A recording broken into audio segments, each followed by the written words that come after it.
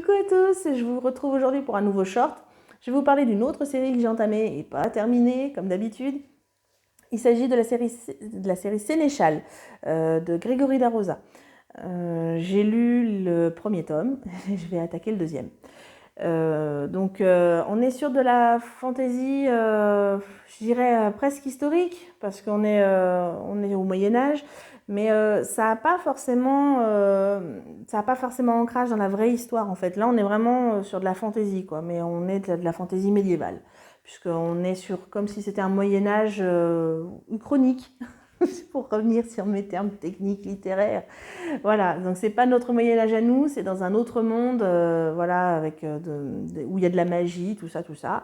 Mais il y a quand même cet aspect religieux aussi de notre Moyen-Âge à nous qui revient en trame de fond, puisque pareil, on est sur l'affrontement de deux peuples, de deux religions différentes, et sur un siège d'une ville. Et Sénéchal, le personnage principal, en gros, c'est un peu un vieil homme, le vieux sénéchal Gardeval, qui est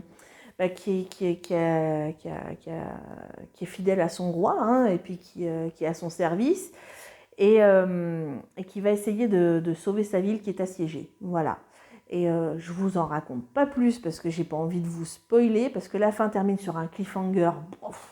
Mais alors là, je crois que, franchement, la fin, je crois que c'est celui-ci le plus terrible de toutes les fins que j'ai vues au milieu d'une série, quoi. Là, vraiment, quand j'ai eu la fin, moi je m'étais dit, oh, c'est bon, j'achèterai le tome 2 plus tard, c'est pas grave, je vais déjà lire le tome 1, j'ai d'autres livres à me mettre sous la dent.